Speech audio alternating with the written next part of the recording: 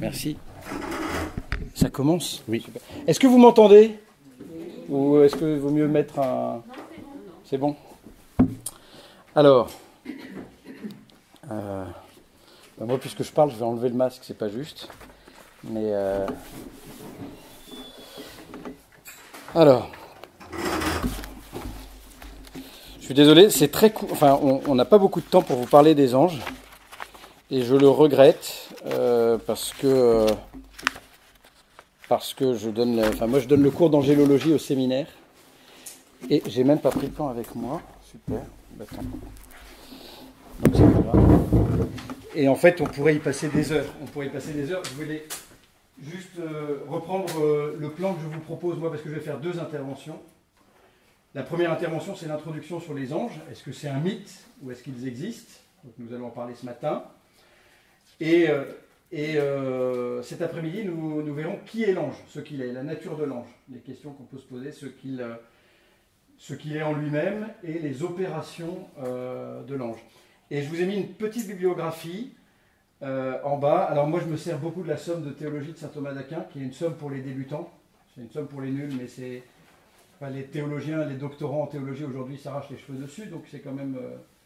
c'est assez compliqué, mais c'est dans la somme de théologie que saint Thomas d'Aquin va le plus parler des anges, et c'est pour ça qu'on l'appelle le docteur angélique, parce qu'il en parle dans tout au long de la somme, et en particulier dans le premier livre de la somme qu'on appelle la Prima Pars. Je vous ai mis aussi un super bouquin. Alors ça, c'est pour ceux qui veulent approfondir. Mais je trouve que là, vous avez le maître en la matière, Serge Thomas Bonino, qui était ancien président de la Commission théologique internationale nommée par Benoît XVI, donc le grand théologien du pape. Il a fait plusieurs mandats, maintenant il ne l'est plus. Il est dominicain de la province de Toulouse. Et lui connaît saint Thomas d'Aquin et les anges sur le bout des doigts, si vous voulez creuser vraiment des questions plus spécifiques. Mais là, c'est très théologique. Je vous invite à consulter son livre. Sinon, il y a le livre de Jean-Miguel Garrigue, Le monde invisible des anges. Ça, c'est un petit opuscule qui est plus simple, qui est plus facile. Voilà. Alors, nous allons commencer. Je crois que la première partie, je l'ai appelée Désenchanté, en hommage à Mylène Farmer. Mais peut-être pour voir qu'en introduction, notre vision du monde est une vision plutôt désenchantée. Et c'est dû en grande partie au primat. Alors, c'est très bien, le développement des sciences, mais les sciences ont participé fortement à un désenchantement de notre monde. Parce que jusqu'à l'entrée dans la modernité, jusque l'existence des anges et des créatures spirituelles, des anges et des démons, allait de soi. L'ange n'était pas perçu comme une création symbolique ou comme un genre littéraire, mais on le considérait comme un sujet personnel, une personne. Et en plus, tout un ensemble de pratiques sociales, les rites, les légendes, les croyances populaires participaient de ce climat où l'ange faisait partie, l'ange et les démons faisaient partie du cosmos, de l'univers. C'est vrai pour notre monde chrétien, c'est vrai en fait pour la plupart des cultures. Dans toutes les cultures, alors je ne m'attarderai pas là-dessus, mais dans toutes les cultures, vous avez l'existence de créatures invisibles. Vous les avez dans le chamanisme, vous les avez dans l'animisme, vous les avez dans l'islam, dans l'hindouisme. L'existence de créatures spirituelles, c'est un fond commun de l'humanité, si vous voulez. Je pense que ça appartient à toute l'humanité, cette existence des anges et des démons. Et cette existence des anges et des démons, dans un monde chrétien, ne posait aucun problème.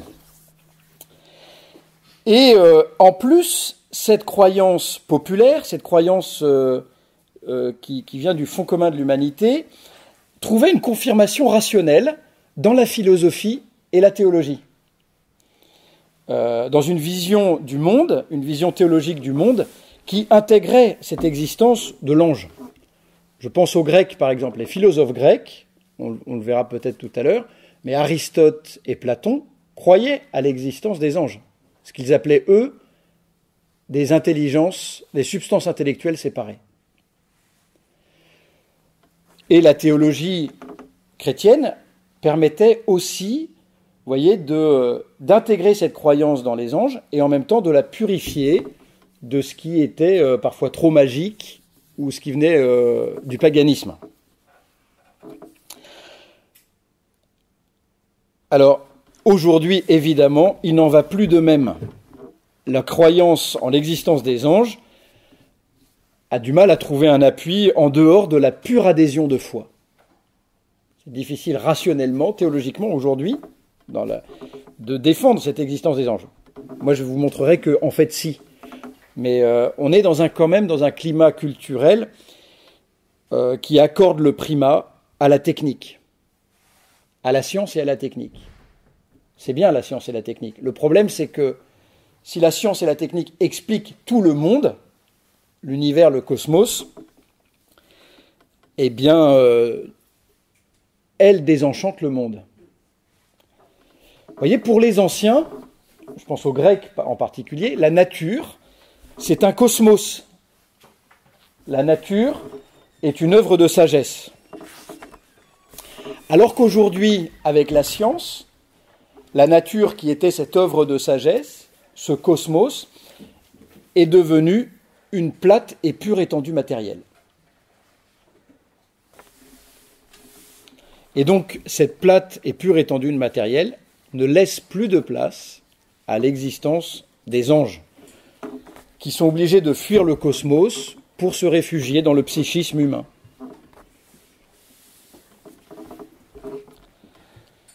Donc, vous voyez, ce primat de la science a désenchanté le monde.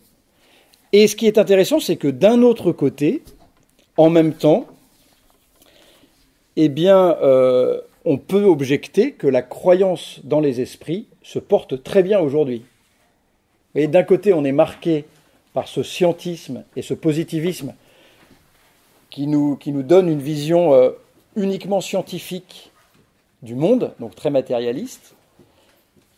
Et en même temps, eh bien, on voit bien que la croyance dans les esprits aujourd'hui marche très bien. Il suffit d'aller dans un rayon de la FNAC ou dans le rayon ésotérique de la FNAC. Vous verrez, il y a des livres qui se vendent très bien. Tous les livres sur les anges, Appeler son ange, Parler à son ange, ou les livres Parler avec les morts. Tout ça, ça cartonne. Hein. Si vous voulez gagner de l'argent, écrivez un bouquin là-dessus. Il faudrait qu'on le fasse, nous, à Montligeon, peut-être. Mais en fait, la difficulté, c'est que cette croyance dans les anges, de cet ange de la postmodernité, alors montre, d'une part, que nos contemporains ont besoin de spirituel. Chasser le spirituel, il revient au galop, mais il revient au galop de manière anarchique. Et aujourd'hui, cette croyance dans les anges, elle n'est plus rationnelle. On dit n'importe quoi sur les anges. Cette croyance dans l'existence des anges n'est plus rationnelle. Et je pense que, justement, l'ange aujourd'hui, le pauvre, est condamné à habiter un sacré sauvage et irrationnel. Et dans ces conditions, vous voyez, entre scientisme, matérialisme, je ne crois que ce que je vois, le primat de la science, et le spirituel qui revient au galop de manière complètement anarchique, eh bien, les chrétiens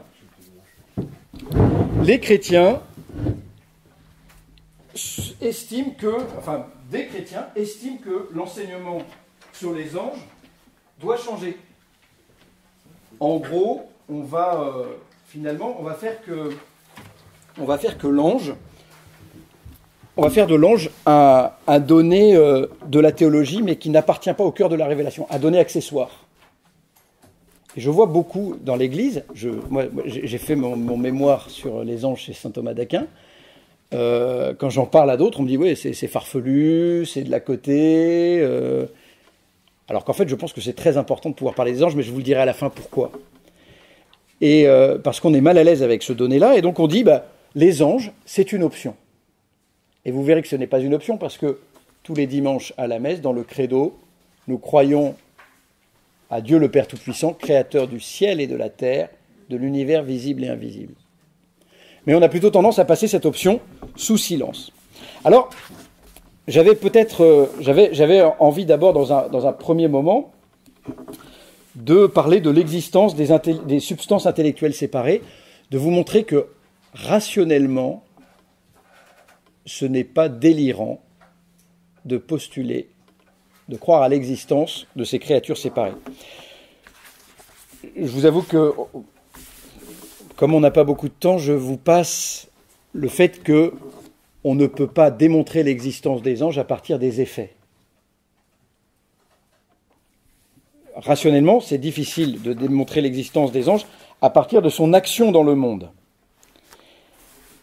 Parce que une même action, je vais vous donner un exemple. Une même action peut être l'objet d'un double regard.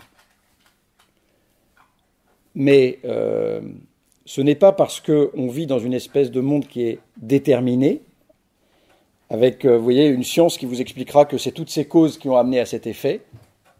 Je vais vous donner un exemple. Qu'on doit nier dans toutes ces causes l'intervention de créatures libres et spirituelles. Je vous donne un exemple.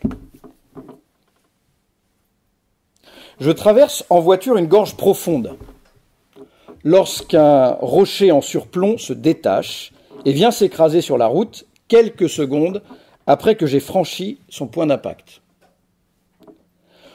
Le philosophe matérialiste ou le scientifique matérialiste ne dira rien.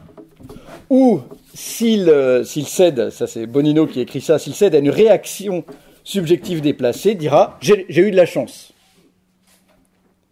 Le hasard fait bien les choses. Ce n'était pas mon destin. Normalement, le matérialiste, il doit vous dire si elle est tombée à temps, c'est qu'il y avait telle cause, et là, on a plusieurs causes qui se croisent. Le chrétien, sur ce même événement, pourra faire retour sur lui-même et dire « Merci, mon bon ange », en interprétant cet incident comme un message et une invitation à la conversion, par exemple. Alors, est-ce que c'est une réaction infantile de se dire qu'un ange a pu intervenir? Je ne crois pas. Cette réaction de dire « Merci, mon bon ange » se fonde sur une lecture possible de l'événement. Parce que non seulement il était subjectivement, du point de vue du sujet, impossible à un homme équipé qu'il était impossible à un homme équipé des instruments d'observation les plus précis de prévoir le moment exact de la chute du rocher, c'est impossible, même avec les meilleurs instruments. Et encore moins de prévoir le moment où ma voiture allait passer à l'aplomb du rocher. C'est impossible, subjectivement, de prévoir, cette double rencontre.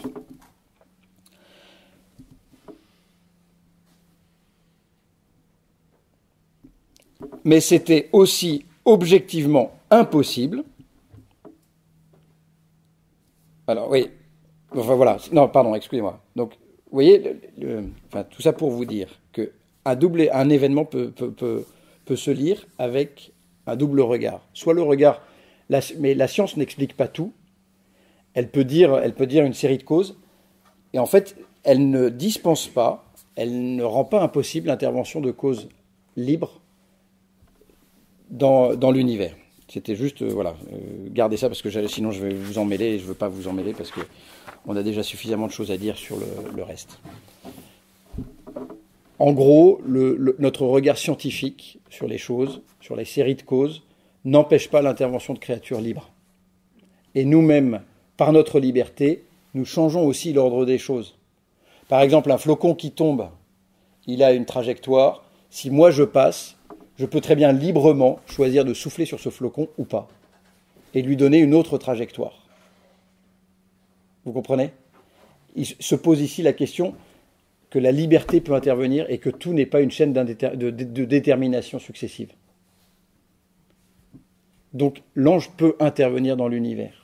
C'était juste ça, je voulais protéger la possibilité que les créatures libres, nous et les anges, pouvons influer sur le cours du monde.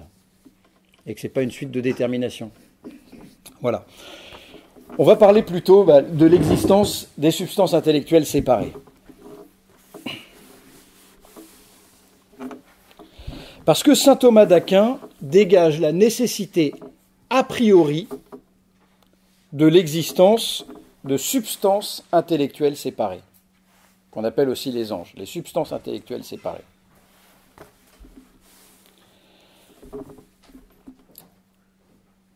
Et saint Thomas d'Aquin défend qu'on peut saisir leur existence par la raison, sans passer d'abord par la foi, même si c'est un donné théologique. Par la raison, saint Thomas d'Aquin défend que l'homme, l'intellect humain, peut saisir l'existence des anges. Parce que, et on va commencer par là, parce que déjà l'existence de Dieu et la création sont des vérités accessibles à la raison. Je ne vais pas m'étendre là-dessus, mais l'Église a toujours défendu, mais depuis le livre de la sagesse, l'épître de saint Paul aux Romains, et puis le Concile Vatican I, l'Église a toujours défendu que par son intelligence, l'homme peut peut découvrir l'existence de Dieu, et qu'il est créateur, par son intelligence, sans la foi.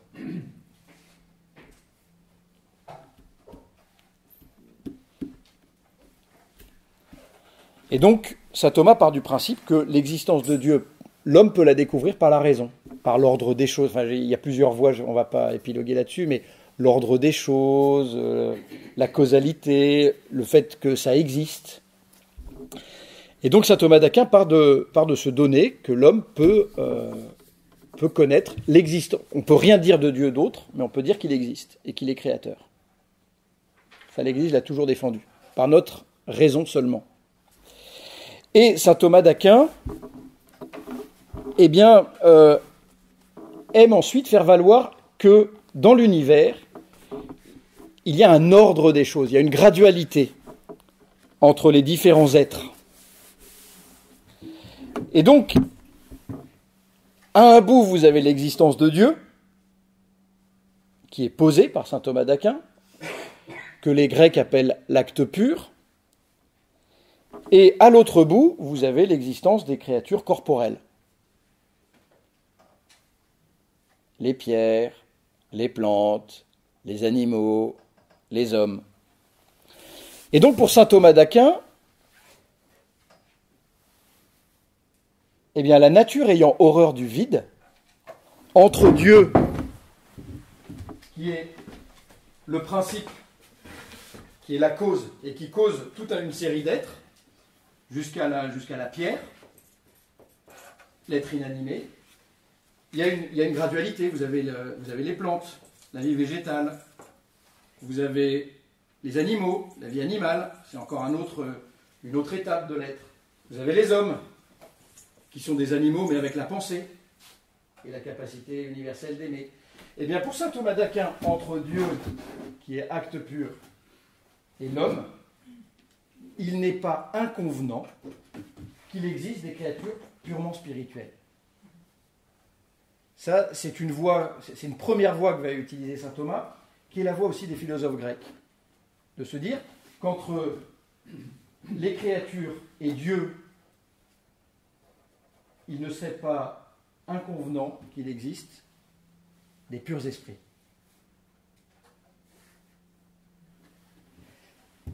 Mais il a une autre voie qui est intéressante et que je voulais vous proposer d'étudier. Une autre démonstration. Je vous la laisserai ensuite. Vous pourrez la lire dans la somme de théologie. Et si vous voulez, on pourra la relire ensemble. C'est un peu complexe, mais on peut rentrer dedans. Sa démonstration est la suivante. Pour saint Thomas, l'existence des créatures incorporelles, c'est-à-dire sans corps, des créatures purement spirituelles, des créatures purement intellectuelles, est nécessaire. Elle est nécessaire parce que la création a pour finalité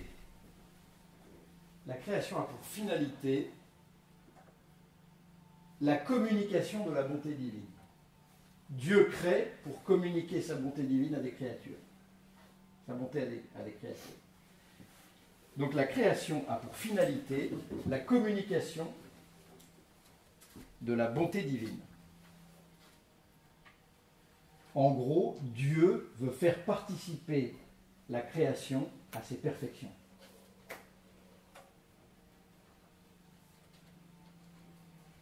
Il veut rendre les créatures semblables à lui. C'est la finalité de la création.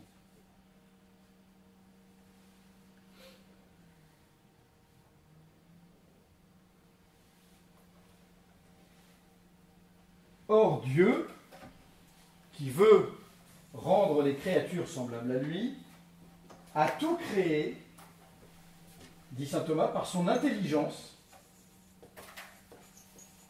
et sa volonté, qui sont deux facultés divines. Il a tout créé par un acte personnel, par son intelligence et sa volonté. Et donc saint Thomas continue, si Dieu a tout créé par son intelligence et sa volonté, il faut qu'il y ait des créatures dans l'univers qui imitent cette perfection de Dieu, c'est-à-dire qui soient pourvues d'intelligence et de volonté. C'est-à-dire des créatures, il faut qu'il y ait dans l'univers des créatures qui soient capables de connaissance et d'amour.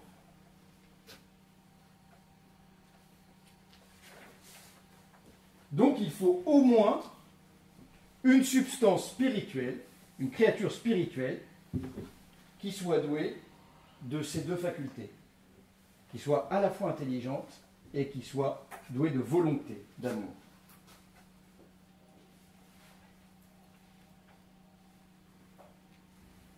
Mais vous objecterez qu'il y a déjà l'homme. L'homme, il est doué de l'intelligence et de l'amour. Il est capable d'intelligence et d'amour.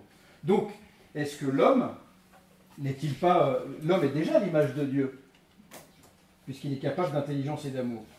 On pourrait dire que les anges seraient garants de la divinité. On va en parler après, c'est à la fin, mais il y a quelque chose d'intéressant. Dieu n'a pas besoin de garant, mais il y a quelque chose d'intéressant. Je reviendrai tout à l'heure.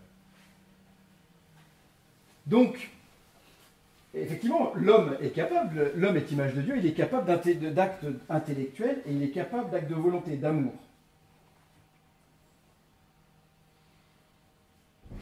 Mais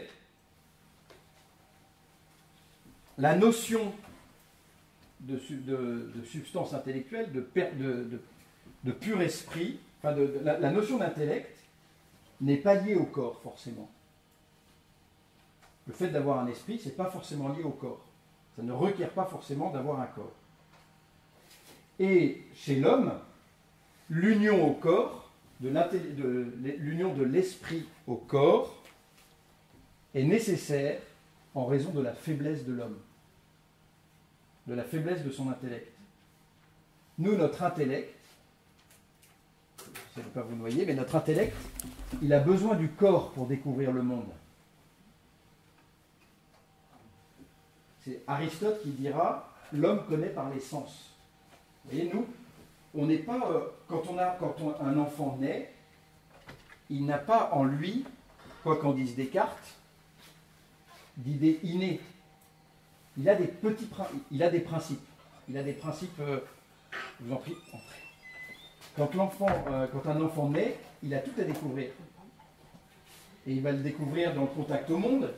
Il va par le toucher, le goût, l'odorat. Il va le découvrir aussi parce que d'autres adultes vont lui expliquer les adultes vont lui expliquer le monde. Et c'est ce qui va lui permettre justement d'enrichir sa connaissance intellectuelle. Mais ça, c'est parce que nous, notre connaissance, elle passe par les sens. La connaissance de l'homme, elle est limitée. L'intellect humain, il est faible. C'est pour ça qu'il passe par le corps. Et donc, toutes les substances intellectuelles n'ont pas forcément besoin d'un corps. Toutes les substances intellectuelles, toutes les créatures spirituelles ne sont pas forcément des créatures corporelles. Et donc, c'est ce que va dire saint Thomas, s'il y a une image parfaite de Dieu, ce serait une créature qui use de son intellect et de sa volonté en permanence. En permanence. C'est-à-dire une créature qui soit tout le temps en acte. Tout le temps en acte de réfléchir, tout le temps en acte d'aimer, tout le temps en acte de choisir. Alors vous me direz, il y a les femmes. Tout le temps en acte de... C'est pour ça que les femmes se rapprochent sans doute de l'ange. L'intuition féminine, on en parlera plus tard. Il y a quelque chose d'angélique chez la femme. C'est pour ça qu'elles sont plus fortes que nous dans la vie spirituelle. C'est pour ça qu'elles sont grandes. Mais vous voyez, mais du coup, il faut qu'il y ait une créature qui soit en permanence, une créature intellectuelle qui soit en permanence en acte. Et ça, c'est l'ange. L'ange, il est en permanence en état d'intellectualiser. En état en état de poser un acte intellectuel. Et donc, c'est lui qui réalise le plus parfaitement, l'ange, ces perfections divines que sont l'intelligence et la volonté. Mieux que nous. Donc vous voyez, c'est un peu craps hein, comme démonstration. Et la démonstration de saint Thomas, c'est de dire que Dieu, une fois posé l'existence de Dieu, Dieu crée par son intelligence et sa volonté. C'est les deux grandes facultés divines. Sauf que, je suis désolé, je vais encore vous noyer, là on est dans la métaphysique thomiste, mais sauf que Dieu s'identifie à sa pensée et à son amour. Il n'y a pas de différence entre ce que Dieu est, ce qu'il pense et ce qu'il aime. Il est un, il est infiniment saint. C'est le tout. Oui, mais c'est-à-dire qu'il est son opération, alors que nous sommes et nous agissons. En Dieu, intelligence, volonté et être se confondent. Il est celui qui est, il est l'amour, et il est sa pensée. Donc, et c'est pour ça que les Grecs l'appelleront l'acte pur. Il est en acte permanent. Il est sa pensée, il est son amour. Mais entre Dieu qui est capable de penser et de vouloir et de choisir, et l'homme et la création, il faut qu'il y ait une créature intellectuelle. Et cette créature intellectuelle, eh bien l'homme la réalise imparfaitement. Il faut donc qu'il y ait une créature intellectuelle entre Dieu et l'homme qui soit en permanence en état d'intellection et de volonté, et ça c'est l'ange. On verra plus tard. Mais l'ange passe d'une idée à une autre, mais il n'est jamais, on le verra peut-être cet après-midi, mais il n'est jamais l'ange dans une posture de passivité par rapport à une connaissance. Il est toujours en train de poser un acte de connaître. Vous comprenez ? Ça va ? C'est un peu compliqué ce que je viens d'expliquer, mais ça c'est la voie rationnelle pour saint Thomas de découverte de l'existence de l'ange. Une fois qu'il pose l'existence de Dieu, parce que pour saint Thomas et pour l'Église, encore une fois, pour la révélation chrétienne, l'existence de Dieu peut être découverte par la raison. Il y a l'existence d'un Dieu créateur qui nous échappe, qui est infini, qui est acte pur, mais ensuite on ne peut pas en dire grand-chose. C'est la révélation chrétienne qui va nous faire découvrir qu'il est amour, qu'il aime l'homme, qu'il veut inviter l'homme à communier avec lui. Et une fois que vous avez posé l'existence de Dieu, eh bien, l'existence de la créature, il faut une créature spirituelle qui échappe, qui dépasse infiniment, enfin qui dépasse, pas infiniment, mais qui dépasse l'homme. C'est une manière aussi de vous dire que l'ange est une créature beaucoup plus élevée que l'homme. C'est étonnant, je trouve, parce que vous dites, parce que l'ange accomplit donc la ressemblance à Dieu de façon parfaite au niveau de son être, qu'il est, et en même temps le Christ, qui est l'image du Père, va accomplir la ressemblance parfaite dans l'humanité. L'humanité, oui. Il y a quelque chose qui est surprenant. Et le Christ est au-dessus des anges. Oui. Oui. Oui. Mais ça, vous allez voir, il y a plein de questions qui vont jaillir. Pardon. Non, mais c'est... Parce qu'en fait, quand on touche à l'ange, on touche à plusieurs facettes de la foi catholique. Oui. Et c'est pour ça que c'est très intéressant, mais vous allez voir, il y a d'autres choses qu'on va découvrir encore. Mais c'était pour vous dire que dans l'ordre de la nature, c'est-à-dire pas dans l'ordre de la grâce, ça on y verra peut-être demain, si on a le temps, mais dans l'ordre de la nature, l'ange est plus parfait que l'homme. Beaucoup plus parfait. Puisqu'il est une créature purement intellectuelle, purement spirituelle. Vous verrez toutes les conséquences que ça peut avoir, on en parlera cet après-midi. Est-ce que ça va ? Désolé, j'ai commencé en vous noyant d'entrée. Mais voilà, donc... Alors, aujourd'hui, qu'est-ce que nous dit Écriture sainte et mythe? C'est la deuxième partie de mon propos introductif sur les anges, mythe ou réalité. Écriture sainte ou mythe?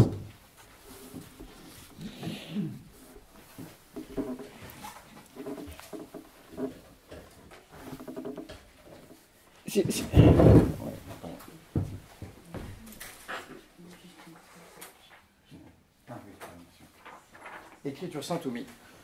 Pour la révélation, l'existence des anges ne pose aucun problème. C'est-à-dire que dans la Bible, et vous le verrez peut-être, mais pour les Juifs, il a fallu du temps pour assimiler l'existence des anges. Parce qu'ils étaient très jaloux de la transcendance de Yahvé. Donc ils ne voulaient pas qu'il y ait des intermédiaires entre Yahvé et l'homme.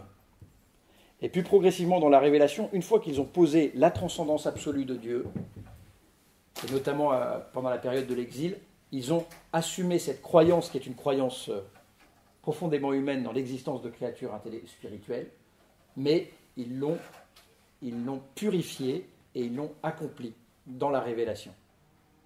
C'est la révélation qui va nous montrer qui sont vraiment les anges. Ça ne pose pas de problème dans le Nouveau Testament. On pourra à la fin, parce que sinon je vais m'arrêter et moi je pars très vite dans tous les sens. Donc cette révélation chrétienne assume, la révélation chrétienne assume cette existence des anges qui nous vient du judaïsme sans souci. Et d'ailleurs, si vous supprimez l'existence des anges de la Bible, vous arrachez toutes vos pages, quasiment, parce qu'ils sont partout. Les pères de l'Église vont travailler sur cette question des anges, vont approfondir la question des anges, vont approfondir notamment une grande question que vous vous poserez demain. Comment ça se fait qu'il y ait des anges mauvais? Puisque tout ce que Dieu a créé est bon, Satan, qui est Satan? Est-ce que Satan a été créé mauvais? Non, parce que la créature de Dieu est bonne. Donc, et les anges, et les pères de l'Église vont se poser la question de la chute, du refus de Satan. Qu'est-ce que c'est que ce péché? Comment une créature spirituelle a pu se détourner de Dieu? Et tout ça, ça va être tranquillement reçu par les chrétiens, jusqu'à saint Thomas qui va en faire une très belle synthèse au XIIIe siècle. C'est après, c'est dans la modernité que les choses vont un peu se gâter. Sur cette question des anges, et même dans l'Église, on va tomber dans une question on va tomber dans un regard très philosophique sur les anges, en oubliant qu'ils nous viennent de la révélation chrétienne.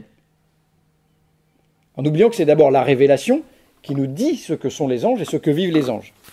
Donc, même dans l'Église, au XIVe, XVe, XVIe siècle, on va avoir une tendance très philosophique, un regard trop philosophique sur l'ange, qui va finalement abîmer l'ange chrétien.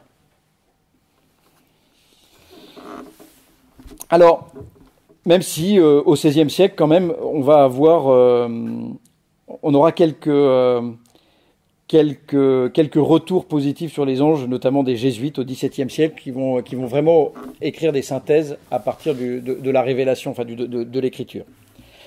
Mais en fait, ce qui va rendre l'ange inutile et incertain, c'est la philosophie nouvelle, c'est le rationalisme. C'est le rationalisme qui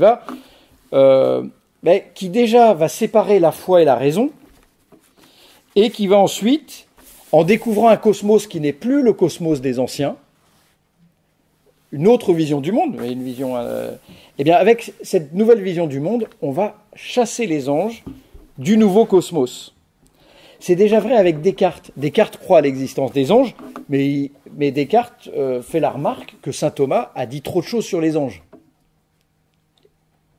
Et qu'il fallait plutôt rester discret sur cette question des anges. Vous voyez, Descartes, c'est déjà le rationalisme, on en parle mais pas trop. Parce qu'on est déjà dans cette séparation de la foi et de la raison. Mais celui surtout qui va dynamiter un peu l'existence des anges, c'est Hobbes, un philosophe qui est né au XVIIe siècle, un philosophe anglais, dans le Léviathan. Et vous allez voir, c'est une pensée qui nous a profondément imprégnés, c'est que pour les rationalistes, pour Hobbes et pour ses successeurs, ils vont faire des exorcismes et des diableries leur cible favorite.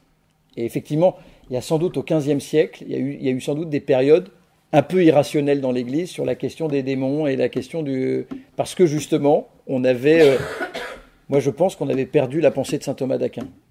Avec des pensées nouvelles du XIVe, XVe siècle, on en est venu parfois à des chasses aux sorcières. Effectivement, ce que je comprends, du coup une vision sur le démon qui était complètement irrationnelle.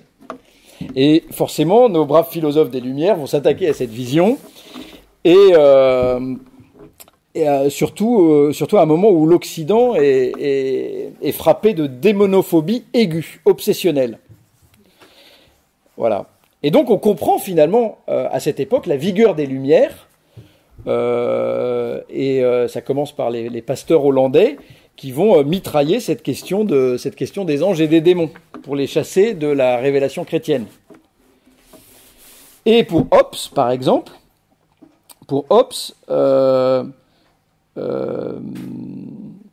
eh bien, cette croyance aux purs esprits est une illusion qui provient du mauvais fonctionnement de notre imagination. Et donc pour Hobbes, les démons en particulier sont des images dont on a fait des réalités. Mais ils n'existent pas. Et donc c'est Hobbes qui commence à démythiser la Sainte Écriture.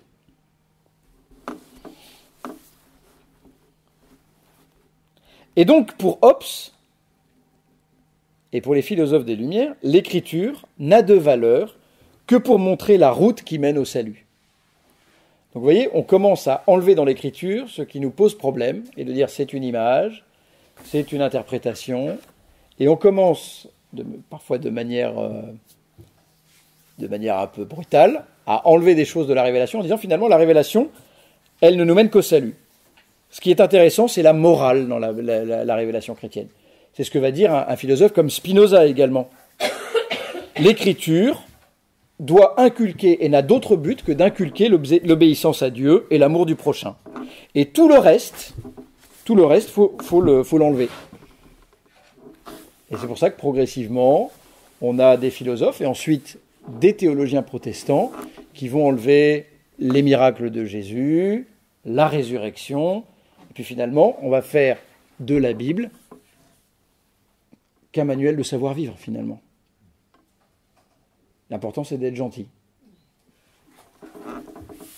Et donc, et vous avez notamment, et même chez les exégètes et les théologiens protestants, et en particulier Karl Barth va dynamiter, qui est un théologien qui lit l'Écriture, un théologien protestant, va dire que va chasser de l'Écriture sainte l'existence des anges et des démons.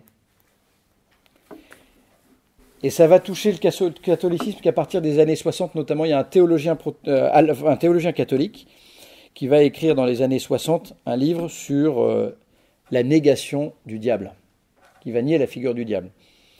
Il s'appelle Haag, H-A-A-G. Alors, c'est le cardinal, c'est Ratzinger, Joseph Ratzinger, qui lui fera une réponse en 1973.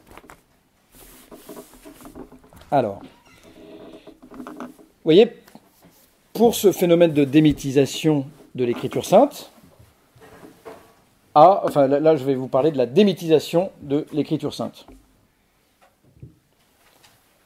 Pour les anciens, l'enseignement sur les anges se déduisait de toutes les mentions que vous avez dans l'Écriture sur les anges. Par exemple, un des grands commentateurs qui s'appelle Saint Grégoire le Grand parlait des anges parce qu'il disait « Car il existe des anges et des archanges, presque toutes les pages de la parole sacrée l'attestent. » Voilà.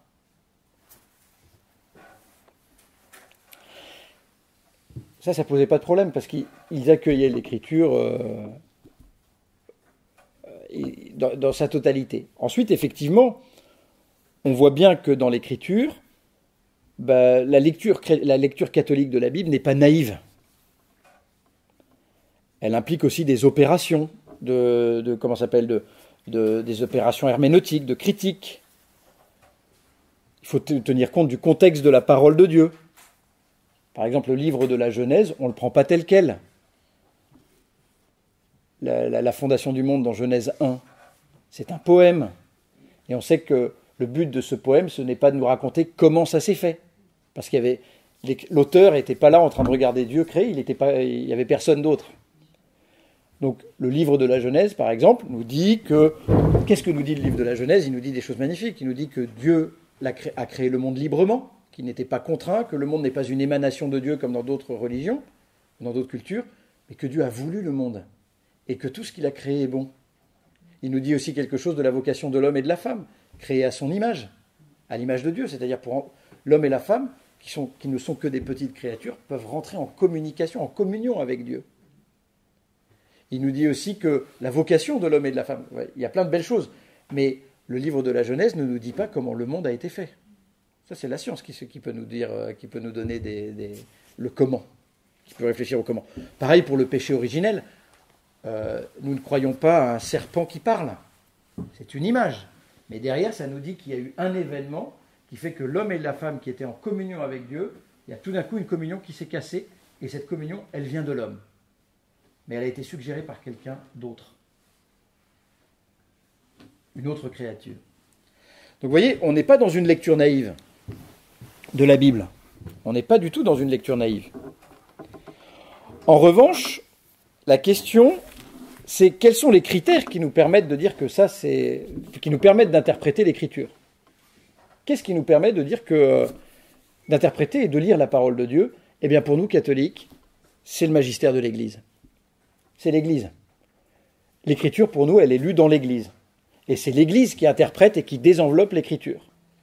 C'est par exemple l'Église qui, tout au long de son histoire, découvre que la Vierge Marie est Immaculée Conception. C'est déjà contenu dans le « Je vous salue Marie, pleine de grâce ». Mais il a fallu la lecture de l'Église, c'est-à-dire de tout le peuple de Dieu, et pas que des théologiens, pas que du pape et des évêques, parce que ça vient aussi du sens des fidèles, de la dévotion populaire. C'est l'Église qui approfondit l'Écriture. Et donc, pour nous, le critère de lecture de la parole de Dieu, c'est le magistère, c'est ce que nous dit l'Église. D'accord ? L'Église, l'enseignement de l'Église, c'est l'enseignement des saints, la liturgie, la dévotion populaire, tout ça nous dit quelque chose, nous permet d'interpréter l'Écriture. Voilà. Donc il faut se méfier un peu de la formule de « on ne peut plus dire aujourd'hui que ». Voilà. Alors. Et donc, vous voyez, pour ceux qui ont voulu démythiser l'Écriture sainte, eh bien, les anges sont des catégories mythiques qui ont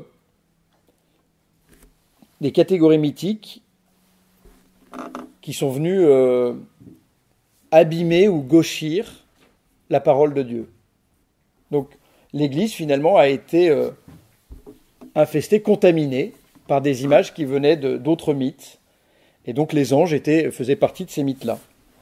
Et donc, eh bien, pour ces théologiens-là, et c'est une tendance parfois dans l'Église, eh bien, aujourd'hui, on dit, c'est pas audible, c'est incroyable, donc on le retire de la révélation. Et on dit, tout ça, c'est des mythes. Mais comme la résurrection du Christ. C'est quand même embêtant, parce que la résurrection du Christ, c'est le cœur de notre foi. Si le Christ n'est pas ressuscité, notre foi est vaine. Mais c'est une tendance qui vient du 19e siècle avec un fort rationalisme, qu'on comprend, parce que d'un côté, ce rationalisme, il permet de poser des questions à l'Écriture, il est intéressant. Mais il y a un moment où la raison, elle doit accueillir ce que dit la foi. Et donc, démythiser, c'est aussi, quand on voit le décalage culturel entre le bain dans lequel la parole de Dieu a été écrite et aujourd'hui, eh bien, démythiser, c'est de dire, qu'est-ce qui aujourd'hui fait le cœur de la foi chrétienne ? Qu'est-ce qui aujourd'hui fait le cœur de la foi chrétienne ? Et donc, finalement, en vidant la révélation, le risque, c'est de dire que l'essentiel de la foi, et c'est ce qu'on entend parfois, c'est une décision personnelle en faveur de la vie authentique. Pour moi, la foi chrétienne, c'est plus que ça. Voilà. La difficulté, si vous voulez, de tout ce courant, je pense, c'est que finalement, même les théologiens qui ont été touchés, en particulier les théologiens protestants comme Bultmann et Barth qui ont été touchés par cette réalité, c'est que finalement, ils capitulent tous sans condition devant la science. Ils sont impressionnés par la science. Mais tant mieux, mais je veux juste nous rappeler que la science, ce n'est qu'un regard sur la réalité. C'est un regard important, intéressant, mais c'est un regard sur la réalité. Ce n'est pas tout le regard sur la réalité. Moi, ça me marque beaucoup aujourd'hui. On voit bien nos contemporains qui ont été parfois étouffés sur une forme de rationalisme qui est devenue une idéologie. Aujourd'hui, ils vont chercher dans des trucs complètement falabraques, dans les chamans, les dieux des forêts. Mais derrière, ils reviennent parfois à un néopaganisme qui dit autre chose de l'univers. Ça va, je ne vous noie pas là ? Donc, ne pas nous laisser impressionner par la science. La science, elle dit des choses, et dans son domaine, elle est très intéressante, mais elle ne dit pas tout. Elle ne dit pas tout. Et la science, elle ne nous dit rien sur l'existence de créatures purement spirituelles. Parce que la science, elle ne peut mesurer que ce qui est corporel, matériel. Il y a un bouquin qui est sorti là, Oui. de Bolloré, la science, Dieu, etc. Ah, j'ai entendu parler de ce bouquin, je ne l'ai pas lu encore. Je l'ai récupéré hier, je ne l'ai pas lu encore. Mais apparemment, qui regroupe toutes les pensées vertueuses des scientifiques. alors moi, il y a toujours, si vous voulez, moi je trouve qu'aussi, nous aussi les cathos, enfin les chrétiens, on a parfois une autre tentation, mais je n'ai pas lu le bouquin de Bolloré. Mais j'ai peut-être pas. Bon. La tentation, c'est de faire du concordisme en fait. En gros, il y a le Big Bang, je vous donne un exemple, il y a le Big Bang, c'est de se dire qui a déclenché l'étincelle, c'est Dieu, donc il y a, parce que le Big Bang, en gros, c'est de dire qu'il y a eu un moment où où l'univers a été créé. Et la grosse tentation finalement, c'est de rejoindre le plan de la foi avec le plan scientifique. Mais ça, je trouve que c'est dangereux, c'est faux, parce que la science, c'est normal qu'elle cherche ce qui s'est encore passé avant le Big Bang. Et si vous voulez, la science, elle est condamnée, mais c'est son rôle, d'aller chercher à l'infini. D'aller chercher à l'infini. Et donc, moi je mets toujours en garde sur cette tentation, quand on regarde une réalité, on dit, quel est le regard que j'adopte sur cette réalité ? Là, je me mets dans un regard de théologien. Là, je me mets c'est-à-dire que je pars de la foi et que j'essaie de comprendre, d'assimiler avec la raison. Là, je me mets avec le regard du philosophe, qui regarde sans la foi, mais qui regarde la nature avec ce qu'elle est. Bon, sachant que pour nous, les deux sont souvent mêlés. Là, je me mets avec le regard du scientifique. Et sur la même réalité, ce n'est plus les mêmes regards. Parce que le problème de cette dualité est que nous sommes, et la science est, dans le temporel, alors que Dieu n'est pas le temporel. C'est une bonne question, il faudrait la travailler. Oui, mais là, c'est une bonne question parce que quand on parle de Dieu, on a un regard métaphysique, c'est-à-dire qui dépasse la science. On n'est plus de l'ordre, mais qui dépasse la science et qui est toujours un regard rationnel. Hein. Non, mais c'est. Ouais, bon, il faut que j'avance un peu, mais moi je veux juste vous rappeler, pour terminer, enfin pas pour terminer, mais que l'existence des anges et des démons est un donné de foi. C'est le petit b de ma partie 2.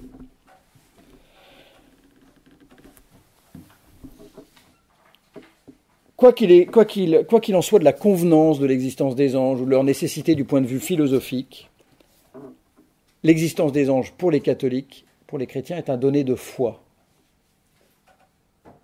Est un donné de foi. C'est saint Augustin qui dit « Nous savons qu'il y a des anges par la foi ». Nous croyons que les anges existent parce que Dieu l'a révélé dans l'Écriture, tel que l'Église catholique, assistée par l'Esprit Saint, les reçoit et les comprend.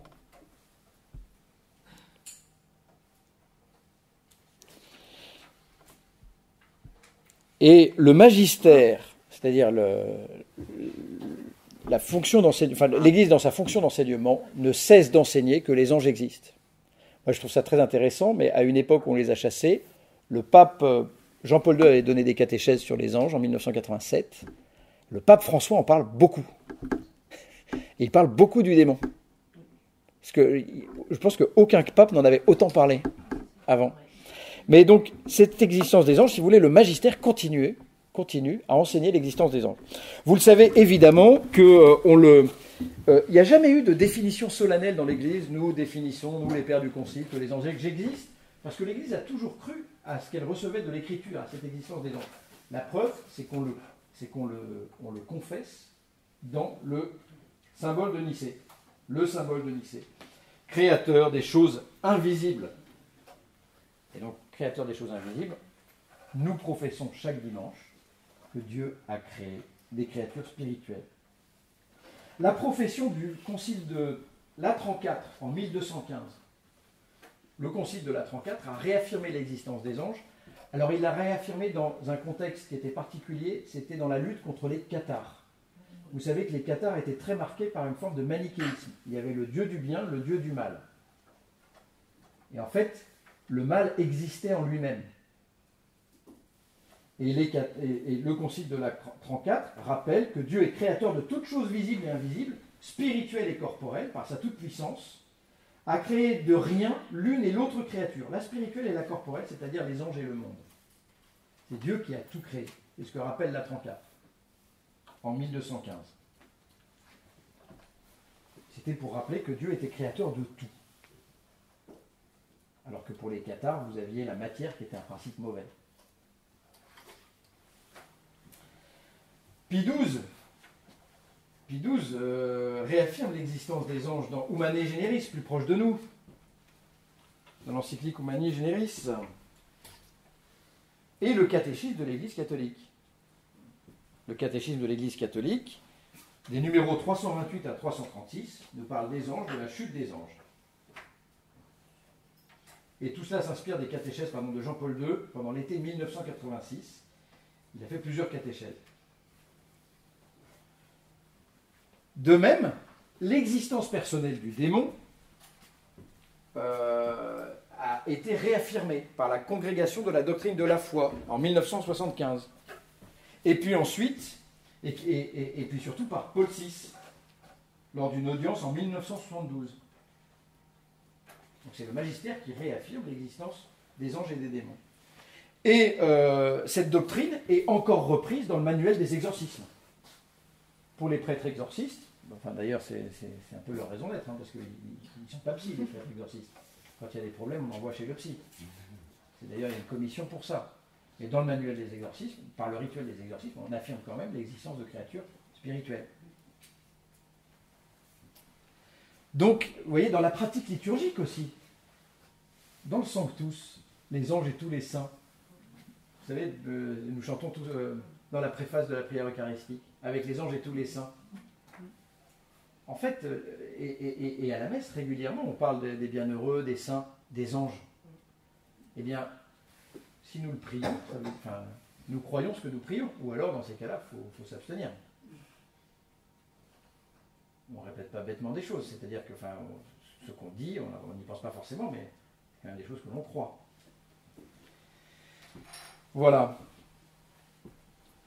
Il y a aussi des témoignages, puisqu'il y a des gens qui ont eu des révélations privées, mais ça, oui, mais ça l'Église, c'est pas du domaine de la foi. C'est pas parce que un tel ou tel saint a pu parler à un ange, à son ange, que ça fait partie de la foi. On peut ne pas le croire. Et certains sont reconnus docteurs de l'Église. Oui, mais même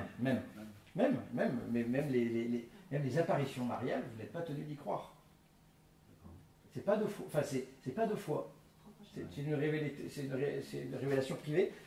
Quand je parle de la révélation, c'est vraiment l'enseignement de l'Église avec la Sainte Écriture et toute sa tradition. Mais effectivement, il y a des choses qui vont dans ce sens-là. Moi,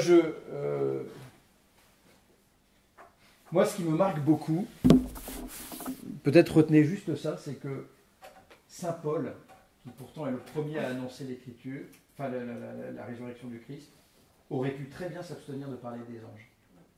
Parce qu'avec Jésus, on redit que le seul médiateur entre Dieu et les hommes, c'est le Christ. Et pourtant, Saint Paul a continué à parler des anges, des principautés et des puissances. On aurait pu tout resserrer sur le Christ dans la révélation chrétienne. Et on ne l'a pas fait. Et même dans tous les récits du Nouveau Testament, les anges explosent. Et pourtant, on réaffirme toujours que le seul médiateur entre Dieu et les hommes, le Fils de Dieu, c'est Jésus. C'est lui le roi. C'est à lui que vient la royauté. Mais tous les anges qui étaient là déjà présents dans l'Ancien Testament deviennent ses anges. Viennent au service de la mission du Christ. C'est eux qui annoncent la naissance de Jean-Baptiste. C'est eux qui annoncent la naissance de Jésus. c'est eux, c'est l'ange mauvais qui vient tenter Jésus au désert. C'est un bon ange qui vient le réconforter à l'agonie. Ce sont les anges qui annoncent aux saintes femmes la résurrection. Ce sont les anges qui montrent aux apôtres le ciel en disant, enfin, qui voient les apôtres après l'ascension dire cessez de scruter le ciel, allez annoncer qu'il est ressuscité. Donc vous voyez, les anges, on en a partout dans le Nouveau Testament, et ce sont les anges du Seigneur. Quand le Fils de l'homme reviendra dans la gloire avec ses anges. Donc c'est la cour du Christ. Saint Paul aurait très bien pu les évacuer, les anges, pour remettre le focus sur le Christ. Et pourtant, on les a gardés. Alors, moi je voulais vous demander quels enjeux, le monde invisible, quels enjeux pour nous. En fait, à quoi ça sert de confesser l'existence des anges? Je vais vous en donner en vrac parce que je vous avoue que pour moi c'est important dans tous les domaines. Premier domaine important, tout à l'heure vous l'avez dit, je ne sais plus qui l'a dit, c'est la transcendance de Dieu. Si vous voulez, je trouve que c'est passionnant de parler des anges parce que un ange, nous le verrons, c'est très difficile d'imaginer comment ils sont. Un pur esprit, comment il est ce pur esprit? Nous on imagine tout de suite un fantôme, on imagine une personne en blanc avec des ailes. Parce que parfois ils prennent corps ou ils se manifestent dans la Bible. Mais un pur esprit sans corps, vous voyez, ça dépasse nos sens. Eh bien, si nous avons du mal à imaginer l'ange, combien plus de mal nous aurons à imaginer Dieu? Combien plus Dieu est plus grand? Et je trouve que c'est une manière de nous faire entrer dans le mystère de la transcendance de Dieu. À quel point Dieu nous dépasse. On a tous des représentations de Dieu. On a des représentations très humaines, parce qu'on passe par des images, évidemment. Le bon père avec la barbe, et il est père. Mais il n'est pas père avec la barbe. C'est une représentation. La Trinité. Et vous voyez, les anges nous rappellent que Dieu est plus grand, infiniment plus grand que tout ce qui est créé, que toutes les créatures, que le cosmos. Vous voyez, l'ange déjà, mais c'est comme... Alors ici on a de la chance parce qu'on est à la campagne, mais quand on voit les étoiles le soir, on est déjà projeté dans un univers visible. Un univers visible inouï. 14 milliards d'années, la Terre, une petite planète dans une petite galaxie de l'univers. C'est inouï de se dire qu'on est projeté là-dedans. Le monde des anges, c'est encore un univers encore plus inouï, encore plus grand, le monde invisible. Et se dire que Dieu est à l'origine de ces deux mondes, c'est-à-dire qu'il est infiniment plus grand que ça. Il n'est pas une créature. Tout le reste est créature. Mais je trouve que ça nous permet de rentrer dans ce mystère infini de la transcendance de Dieu. Et je pense que ce n'est pas inutile. Parce que se dire que Dieu est infiniment transcendant, qu'il échappe à toutes nos représentations, que nous ne pouvons pas le comprendre, l'enfermer, c'est de nous rappeler aussi qu'il est tout puissant. Et la toute-puissance de Dieu ne doit pas nous faire peur, bien au contraire. Elle doit nous consoler, nous rassurer dans l'épreuve. Ça, je pense qu'aussi, c'est une chose qu'on a parfois évacuée, parce qu'on a une vision très anthropocentrée de Dieu. Et en fait, de temps en temps, de se laisser étonner par ce Dieu qui est infini et qui nous échappe. Et qui nous aime, mais qui nous échappe. La deuxième chose que je vois spontanément aussi, c'est que l'ange remet l'homme à sa place. C'est-à-dire que je trouve qu'il y a une tentation depuis Descartes, mais c'est pas moi, c'est Maritain qui l'écrivait dans les années 60. L'homme veut jouer à l'ange. Et c'est vrai dans tous les domaines. C'est vrai dans le domaine de l'intelligence. On aimerait être, vous voyez, ça me fait toujours sourire d'être sur Google, on parle beaucoup d'outils intuitifs, d'aller très vite, et en fait on oublie que notre intelligence, eh bien, elle est fragile, et qu'elle a besoin de temps. Et qu'elle a besoin de temps, qu'elle a besoin de, on le verra tout à l'heure, mais qu'elle a besoin de comprendre, qu'elle a besoin de raisonner, qu'elle se plante dans le raisonnement. On oublie aussi que l'homme, de manière générale, a besoin de temps pour mûrir. L'ange est une créature qui commence dans le temps, mais qui ne se déploie pas, qui déploie ses opérations dans le temps, mais apprendre que nous ne sommes que des créatures qui avons besoin de temps. On n'est pas des anges. Pareil, je trouve qu'on voudrait faire les choses de manière très instantanée. On oublie qu'on a un corps, qu'il faut prendre soin de ce corps, que ce corps il est plus lent, qu'il est fatigué.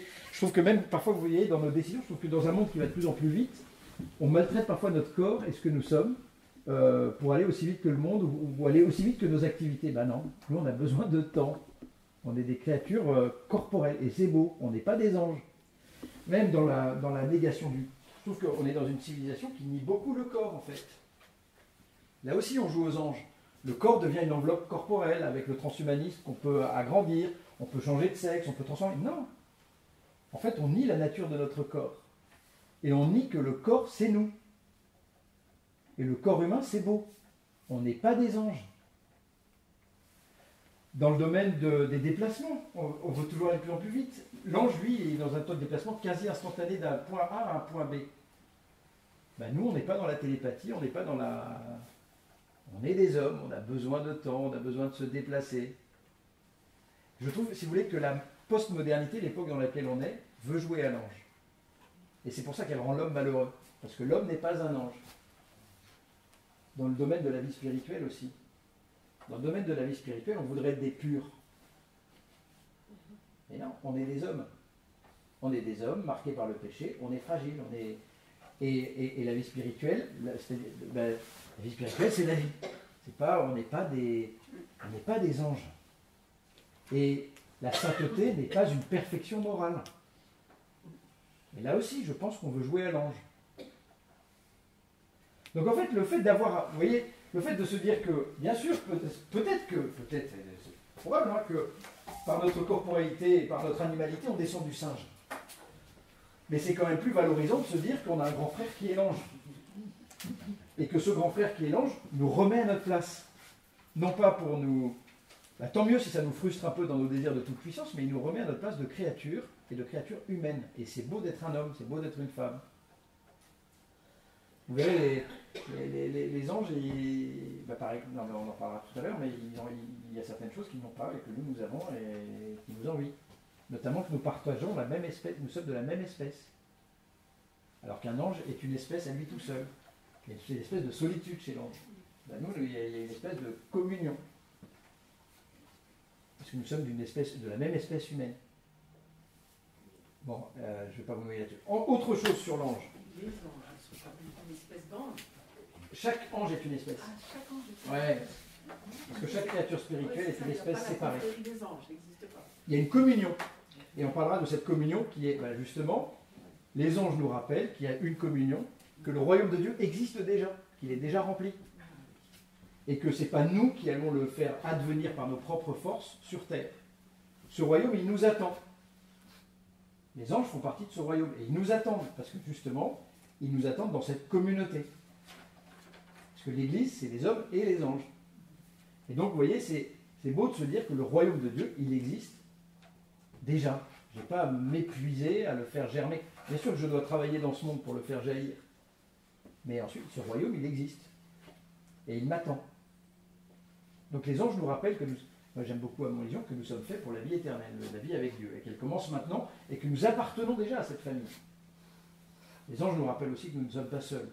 Ça me marque beaucoup, vous voyez, on a chassé les anges, et nos contemporains aujourd'hui cherchent des petits hommes verts ou des créatures dans l'espace, parce que c'est horrible l'espace vide comme ça, de regarder l'univers et de se dire « l'homme est tout seul dans l'univers ». Mais non, l'homme il n'est pas tout seul. Parce que, et justement chez saint Thomas, j'aurais pas le temps de vous le démontrer, d'en parler, mais saint Thomas il reprend l'écriture, il y a des myriades et des myriades d'anges. Ça veut dire des milliards et des milliards, un nombre quasi innombrable. L'univers invisible est beaucoup plus riche que l'univers visible pour saint Thomas. Donc, c'est de se dire que l'homme, il n'est pas seul. Donc, il n'y a pas besoin d'aller chercher des petits hommes. Peut-être qu'il y en a, hein, mais ça n'empêche l'existence d'un monde invisible encore plus grand que le monde. Et souvent, les petits hommes verts dans les films sont menaçants, alors que nous avons des anges bienveillants. Il y a aussi le démon. L'ange nous rappelle aussi justement cette liberté que l'homme a, que l'ange a eu lui-même. comme créature spirituelle créée à l'image de Dieu, l'homme peut accepter ou refuser l'amour de Dieu. L'ange bon a accepté. Et nous sommes faits pour le ciel, nous sommes faits pour la vie éternelle. Dieu nous a créés pour la communion avec lui. Les anges bons sont rentrés dans cet amour, dans cette invitation, j'en parlerai demain. L'ange mauvais a refusé. Ça nous rappelle, les anges nous rappellent le drame de notre liberté. C'est-à-dire qu'ils nous rappellent que Dieu prend l'homme au sérieux. Il le prend au sérieux dans le sens où il nous aime et il ne peut pas nous forcer à l'aimer à notre tour. Vous voyez, pour ceux qui ont parmi vous des enfants, quand on a des enfants, on les aime, mais vous ne pouvez pas. L'amour, ce n'est pas dire « je t'aime, aime-moi ». Ça, c'est pas de l'amour. L'amour, c'est « je t'aime, je me donne à toi ». Ben, c'est comme ça que Dieu fait avec nous. Il se donne à nous, il nous aime. Il ne peut pas nous demander en retour, enfin, il attend en retour notre amour, mais nous sommes libres de refuser de l'aimer. Ça, les anges nous le rappellent. Ensuite, moi je vous avoue qu'il y a plein de domaines dans lesquels je trouve que les anges sont géniaux. Bah, d'abord, ils nous rappellent qu'ils ne servent à rien. Mais comme nous, le monde ne sert à rien en fait. Dieu n'a pas créé les anges parce qu'il avait besoin d'une cour. Dieu ne nous a pas créés parce qu'il avait besoin d'hommes pour l'adorer. Comme dans toutes les religions, vous pouvez trouver les religions mésopotamiennes, les religions grecques ou romaines. L'homme n'est pas un bouche-trou. L'ange n'est pas un bouche-trou. Dieu a créé l'homme et l'ange par amour, c'est tout. Dieu n'avait pas besoin des anges. Dieu n'avait pas besoin de créer. Il a tout créé par libre choix, par amour. Ça, c'est ce que nous rappellent aussi les anges. Que nous sommes le fruit d'un amour qui nous précède. Je n'ai pas choisi de me donner l'existence. Ce n'est pas mes parents. Bien sûr que mes parents ont fait partie du process, mais ce n'est pas mes parents qui m'ont donné l'existence d'abord. Si j'existe, c'est parce que Dieu m'a voulu. De toute éternité. Gratuitement, librement. Il n'a pas voulu pour que je fasse... Il avait pas d'abord des attentes. Enfin, il a une attente, c'est que je partage sa gloire, mais il m'a créé par amour. Et puis, je vais partir dans tous les sens, mais il y avait ça. Qu'est-ce que je voulais vous partager aussi ?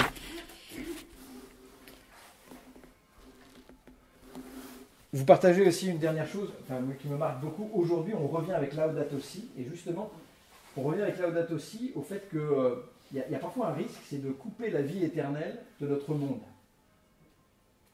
Et finalement de spiritualiser les choses. Alors que c'est ce monde-là qui est appelé à être sauvé. Eh bien, je trouve que nos contemporains, en revenant à des pratiques néo-païennes, qu'il ne faut pas tout de suite balayer comme ça, avec mépris, mais dans ces pratiques néo-païennes, ils nous rappellent que notre monde n'est pas qu'une étendue plate et silencieuse, mais que notre monde est gouverné mystérieusement par des créatures intellectuelles, des créatures spirituelles. Je ne sais pas exactement comment, et on n'est plus dans le même système qu'Aristote et Platon, pour qui les anges jouaient sur les astres et influaient ainsi sur les hommes, mais sans tomber dans l'animisme. Vous savez, en Afrique, ça m'avait beaucoup marqué l'animisme africain, l'esprit des forêts et tout. Eh bien, nous croyons quand même qu'il y a des créatures spirituelles dans la création, qui l'accompagnent. Ce n'est pas un esprit des forêts, mais en tout cas, ce que je retrouve chez saint Thomas d'Aquin, c'est que l'ange accompagne la création. Il y a notamment un ange par espèce animale. Il y a un ange des Labradors, par exemple. Ça m'a toujours fait sourire. Il y a un ange... Parce que chez saint Thomas, Dieu n'a besoin de personne pour gouverner le monde. Il peut le gouverner lui-même. Mais c'est une dignité qu'il donne à ses enfants de pouvoir participer à sa création. Dieu n'avait pas besoin de vous pour avoir des enfants. Il aurait pu les faire jaillir comme ça. C'est une dignité qu'il donne à l'homme d'engendrer, de participer au gouvernement de l'univers, par son travail, par sa fécondité. Eh bien, c'est pareil pour les anges. C'est-à-dire qu'il le fait par amour. De confier des missions aux anges. Alors, je ne sais pas comment elles se manifestent exactement, mais je trouve que là-dessus, sur l'écologie aujourd'hui, on peut rejoindre beaucoup de nos contemporains qui pressentent quelque chose, que notre nature n'est pas juste une nature inerte. ou à peine vivante, mais qui a une sagesse et un ordre des choses. On n'est pas juste là pour garder un bâtiment commun qui est cette création, mais une maison commune, une maison où il y a un esprit, où il y a de la vie, où il y a une sagesse en fait. Ça, je trouve que les anges nous le rappellent. Voilà. Et l'existence de Satan nous rappelle aussi, même si je pense qu'on n'a pas besoin de lui pour fondamentalement pécher, mais qu'il y a une créature qui nous veut du mal depuis le début, qui est jalouse, et qu'il existe, et que l'homme a un ennemi qui est beaucoup plus grand que lui. Qui est beaucoup plus grand Que lui, qui est beaucoup plus puissant que nous. Je ne sais plus qui disait ça, je crois que c'est Bernanos, de ne pas regarder Satan dans les yeux, Oui. parce qu'on a déjà perdu. C'est juste remettre l'homme à sa place, de créature fragile, et de dire à l'homme, tu ne peux compter que sur la grâce de Dieu. Parce que le combat spirituel que tu mènes aujourd'hui dans les épreuves, dans les difficultés, dans le travail, dans la vie de famille, ce combat, ce n'est pas un combat à hauteur d'homme. On peut demander aux archanges de faire nous aider. Exactement. Et c'est pour ça que saint Thomas dira, Dieu donne deux choses à l'homme. Il lui donne une protection extérieure qui sont les anges, mais il lui donne quelque chose d'encore plus grand, qui est la vie de Dieu en lui, qui est la grâce. Et ça, c'est un principe intérieur qui vient remettre l'homme dans sa ressemblance avec Dieu. Les anges sont au service de la grâce. Voilà, mais on parlera l'action de l'ange, on la verra plus tard. Ça va, je ne vous ai pas épuisé? Oui? Je me permets quelque chose, je voudrais rebondir sur quelque chose que vous avez dit, parce que Oui. vous avez parlé des livres de la FNAC et tout ça. Oui. Moi je dirais, Oui.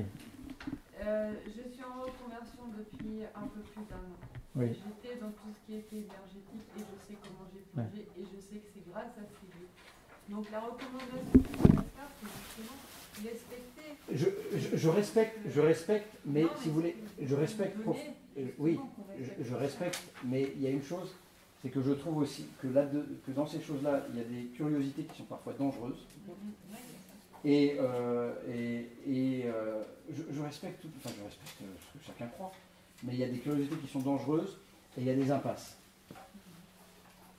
Il y a des impasses, je suis allé regarder les trucs ésotériques, il y a des impasses et il y a des trucs, en fait si vous voulez, toujours dans un des dangers de l'ésotérisme, c'est une espèce d'aliénation. C'est-à-dire que la curiosité, mais en fait ça existe depuis toujours, le gnosticisme c'était ça hein, au début de l'Antiquité chrétienne. C'était de se dire, par la connaissance et par des voies, je vais découvrir quelque chose. Mais c'est la même chose avec la communication avec les morts. Ça se termine. Régulièrement, le plus dangereux, à part même les questions d'esprit et de démons, enfin de choses plus dangereuses que ça se termine toujours par une espèce d'aliénation. C'est pour ça que je fais... et le Christ nous libère de ça. Et ce qui nous libère notamment, c'est d'avoir... Je pense que le fait d'avoir un discours rationnel sur les choses permet de poser les choses. Ça va? Oui, non, mais ce que je veux dire, c'est qu'il faut faire très attention à notre curiosité, il faut faire très très attention. Je suis d'accord avec vous. Voilà. Et je vous avoue que s'il y a moi je vous invite, il y a une curiosité qui est intéressante, c'est saint Thomas d'Aquin, parce que ça, moi j'aime beaucoup saint Thomas parce que bon, à chaque fois il pose des objections. Par exemple, est-ce que les anges existent? Non, pour ça, pour ça, pour ça, pour ça, pour ça. Après, il donne un passage de l'écriture, il explique et il répond aux objections. Donc derrière, ce que j'aime beaucoup, c'est le travail de la raison sur la foi. Voilà, je vais vous laisser parce que j'ai déjà trop parlé. Donc on verra tout à l'heure la nature de l'ange. Qu'est-ce qu'on peut dire de lui? Si. Mais ça, c'est... Oui, pardon. Ne vous... ouais. Bon, on n'aura pas le temps de lire ça, mais... On va le lire. Oui.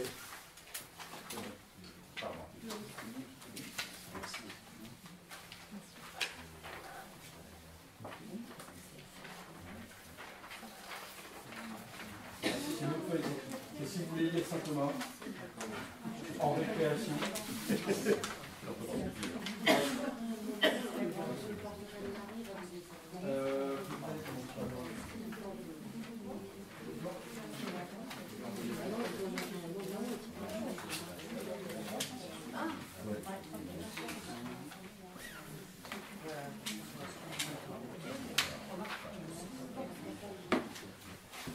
C'est quand même compliqué, hein. C'est une somme pour les débutants, mais